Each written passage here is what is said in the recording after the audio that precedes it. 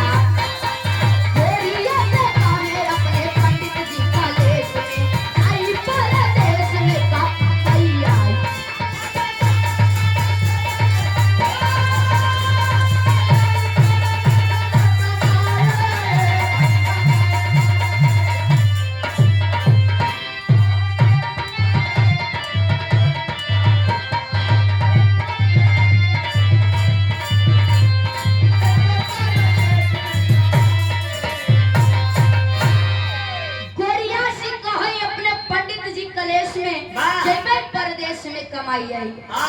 पंडिताइन के बात सुन के पंडित जी कहन हमके रोज रोज ताना मत मारल के हमें पता बा कि इतने में गुजारा ना होत बा, लेकिन अब हम ही घर द्वार छोड़ के कमाई जाई। हमारे को काम कईदा, काम का कहलन अंदर के भाव दे दे।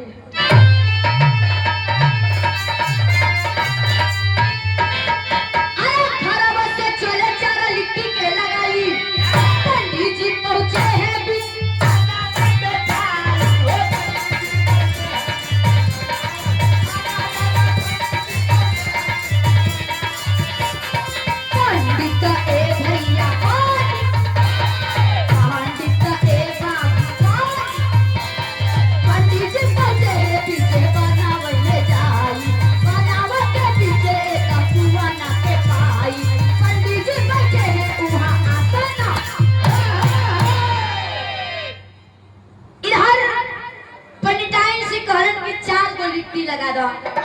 कैसे हम घर छोड़ के जात वाली विदेश बाहर कमाए और जात जात हमरा के भूख लगी, कम से कम रास्ते का नाश्ता तू हमरा के दे दे। अच्छा लिट्टी लगा दे ना का गजन नीमक दे दे, 4 गो लिट्टी लगा दे, थोड़ा सा नीमक दे दा, प्याज दे दा। ए भैया 4 गो लिट्टी लगा के पंडित जी चलन जात बीच जंगल में पहुंचल बारे। जब हम जंगल में पहुंचलन तो भूख लागल तो सामने एगो कुआं रहल, ओही कुआं पे जाके के बैठ गेले। जब कुआं पे बैठलन आसन मार के तबले भैया बिरहा में तेरी के भाव दे।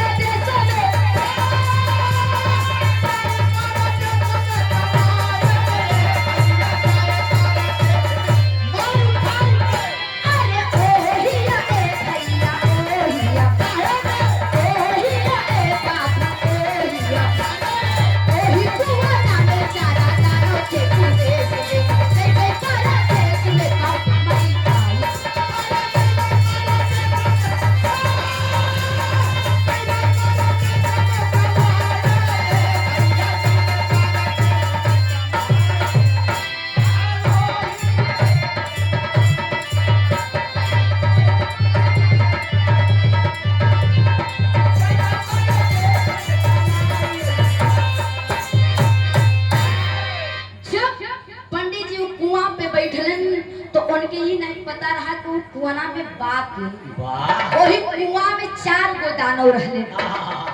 जब 4 गो दानव रहले बंदन वस्त्रालय नंदलाल विश्वकर्मा जी के तरफ से 151 रुपया का पुरस्कार बहुत बहुत प्राम आशीर्वाद की चाह रही है कि हम बच्चे अपने कला में कामयाब रहे। कहानी पे ध्यान रहे भैया। जब कुआं पे पलथी मार के बैठलन बैठ के सोचतैलन 10-5 मिनट तब ले अपने झोरवा से 4 लिट्टिया के निकालत बड़न निकाल के रख लेलन। जब रखलन तब परत का बहन भैया अंतरा के भाव दिहल गए मास्टर।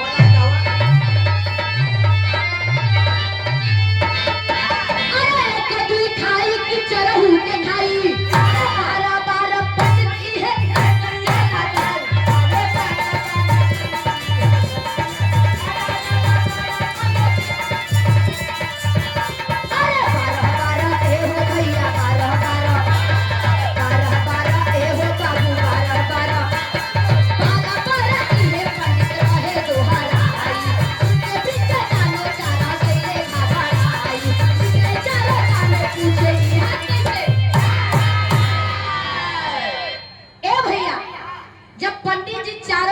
निकाल के कह लगन 1 ठे खाई के 2 ठे खाई के 3 ठे खाई के 4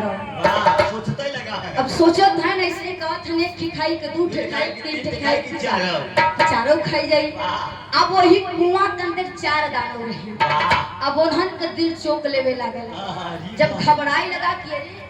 ई सरवा लगा त हमनों से बड़ी के दानव आईगा ई को शैतान आई सरवा कहत 4 मिला के खाई जाई। ई लागत है हमनन की जियो ना दे ई हमनों से बढ़ के दानव आईगा। लागत संघे 4 मिला के खाई जाए। डर के मारे कुआं के अंदर से 4 दानव निकलत बाड़े। जब निकलन तो हम कैलन का पूछे लगने के पंडित जी आप यहाँ काहे बदियाई है अब हमनन के काहे खा पाए हमनन के छोड़ दा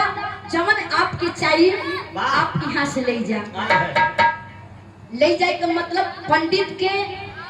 उच्चारण दानो अपने जान के बदले देत का बारे तेरी के भाव दिहल गए।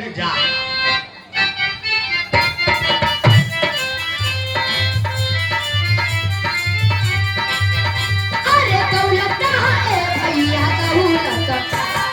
दौलत है बाबू दौलत खजाना ले ला लौटा अपने देश में परदेश में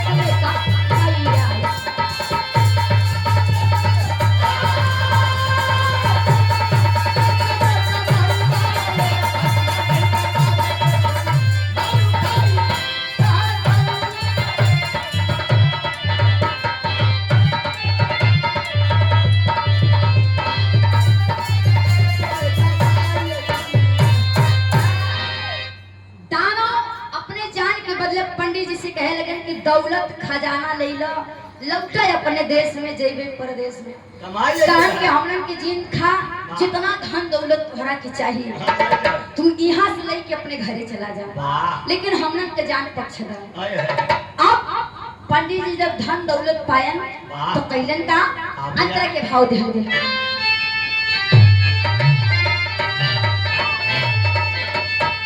रुपया असर भी पंडित घरे लेके आए खुशी में बीते ना दिन मौजावा उड़ाए हो।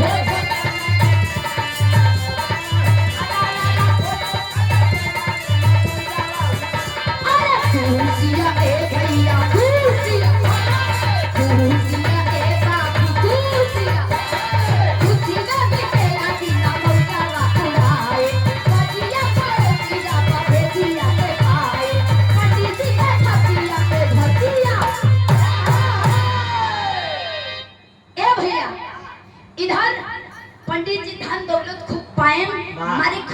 हमारा घरे लेके आए। आए अब 2-4 दिन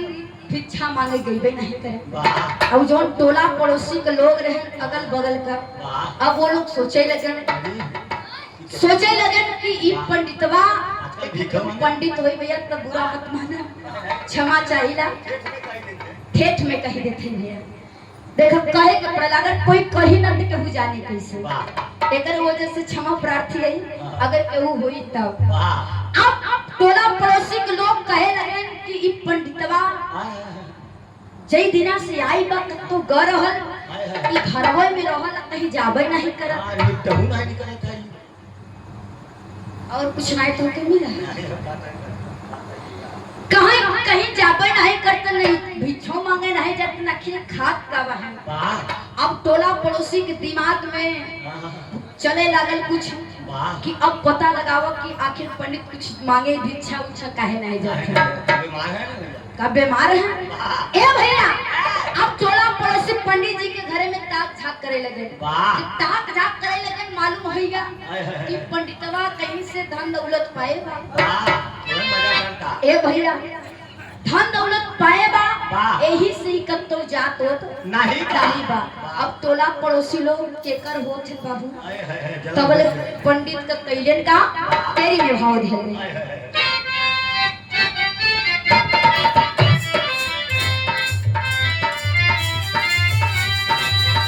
अरे धनवा है भैया धनवा, धनवा है बाबू धनवा,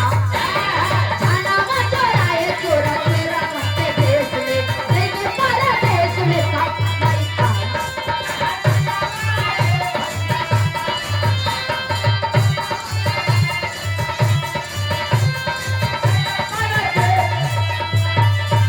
अरे जेते परदेश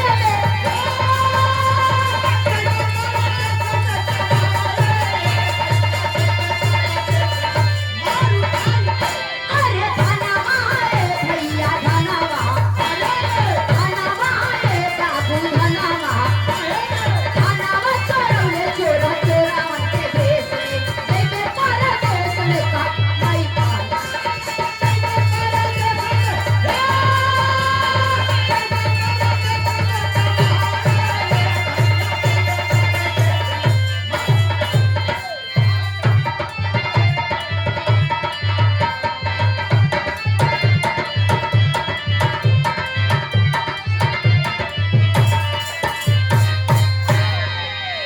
धनवा चोराए चोर चोरवन के भेष में जइबे परदेश में। कमाए न अब दूसरे तीसरे दिन पड़ोसी को लोग नजर गड़ौलन और पंडित जी का धन चुराई ले गए। जब पंडित जी का धन चोरी होएगा, हाँ अब 2-4 दिन तो पंडित जी कुछ खाई के बितायन, लेकिन कुछ दिन जब बीतल हाँ। तब पंडित जी का फिर वही दशा हुई। बात अब यहाँ स्टॉप लगल, तोहार पिक्चर यहीं से खत्म हो गई, यहाँ तेरी प्रचार आ गई। प्रचार आल का मास्टर साहब भर देगा।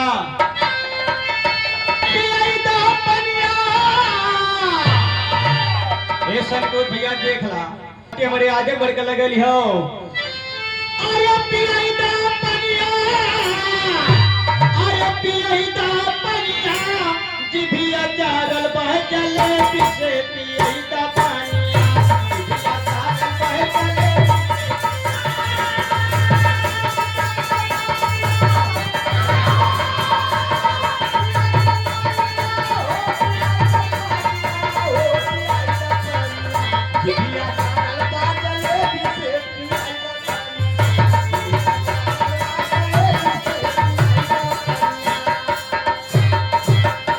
जिभिया जरल बा जलेबी से पियदा पनिया, हर गरम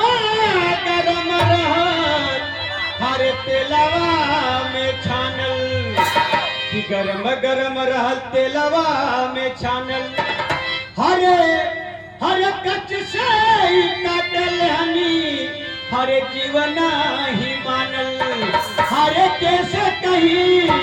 हरे कैसे कहीं आपन परसनिया, जिभिया जारल बह जलेबी से पियदा पानिया, जिभिया जारल बह जलेबी।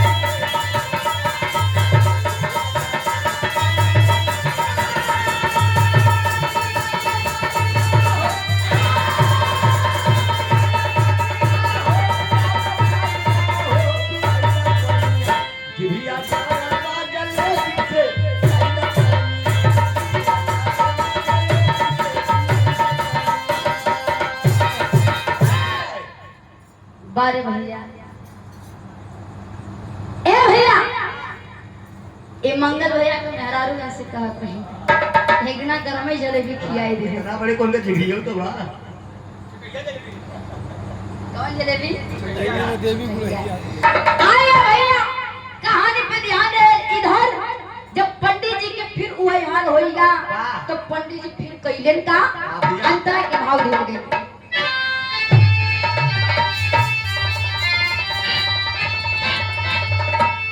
कुछ दिन बाद ब्रिज के उहे गति भइले फिर बनवा में जाके पता तो हराई ले हो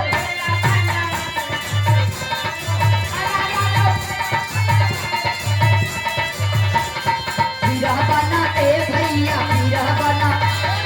फिर बना ए बाबू फिर बना बनवा में जाके पता तो हराई ले निकले चला तानो पूछे स्वामी कैसे आई ले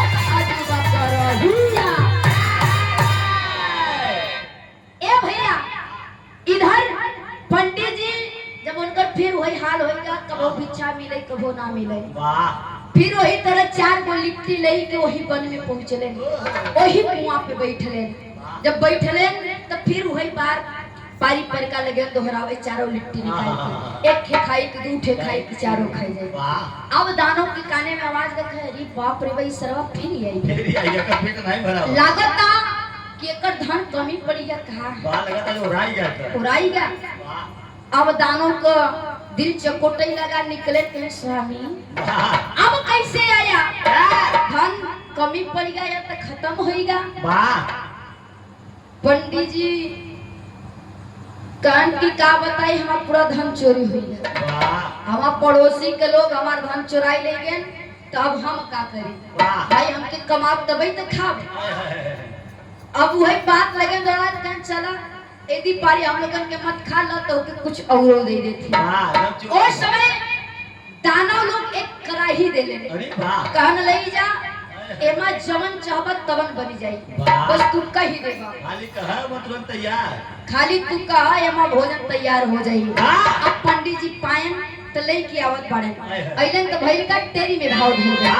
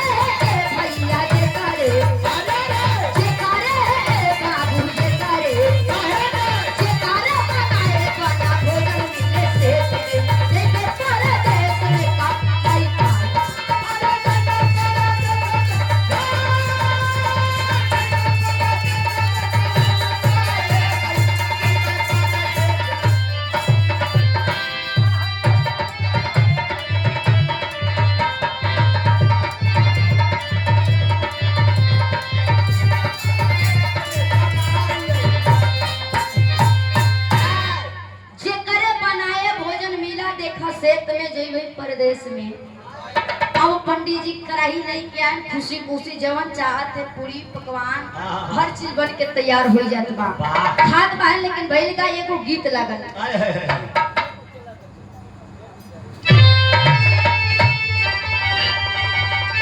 बड़ा ही पुरान गीत है पहले के लोग गावे दादा लोग जब कुछ ज्यादा बतियावे तो लोग उनके समझावे कैसे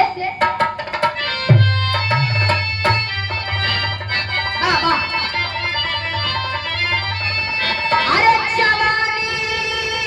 में के तनन के खइला अरे जवानी में के तनन के खइला बुढ़ाउती में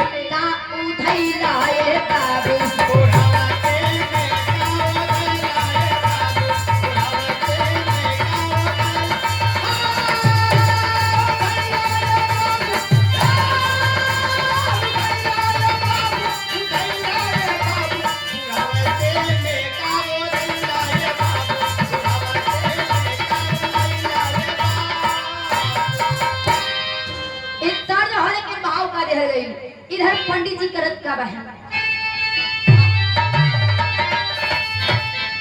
अरे पुड़िया मिठैया पंडित अरे जम के पुनैले बनावई में पंडित खुशियां मानैले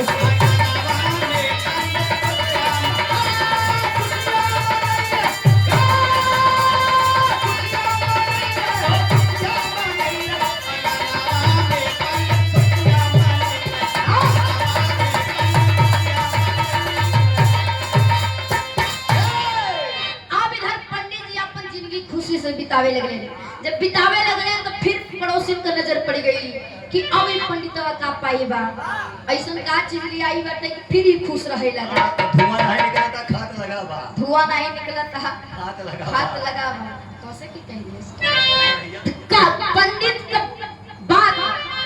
पड़ोसी के दिमाग में चले लगे जब चले लगे तो कहलन का अंतरा में भाव दिया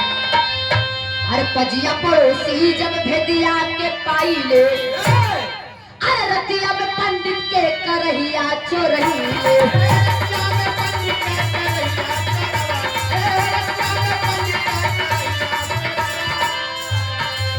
अरे मनवा में बहुते पंडित भाव नहीं दे अंगनावा में पंडित खुशियां नहीं ले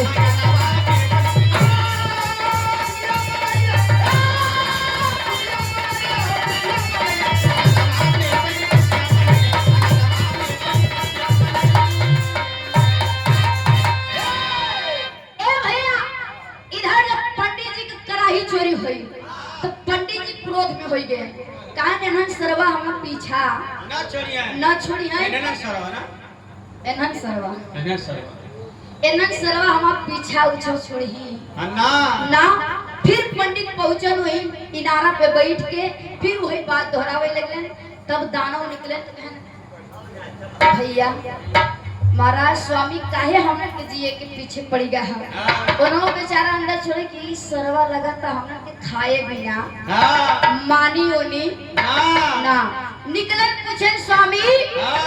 अब काहे ना पंडित जी कहन कि का बताई ई पड़ोसी हम कराई चुराई ले गए अब हम क्या करी तब दानो सोचे लगे कि पंडित जी के कुछ ऐसा दा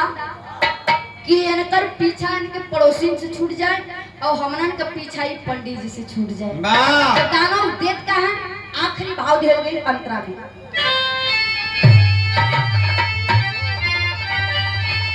अरे इससे बारे दानव दिए कोड़ा उपहार हो जे कार्य मनाए करे तू समझ व्यवहार हो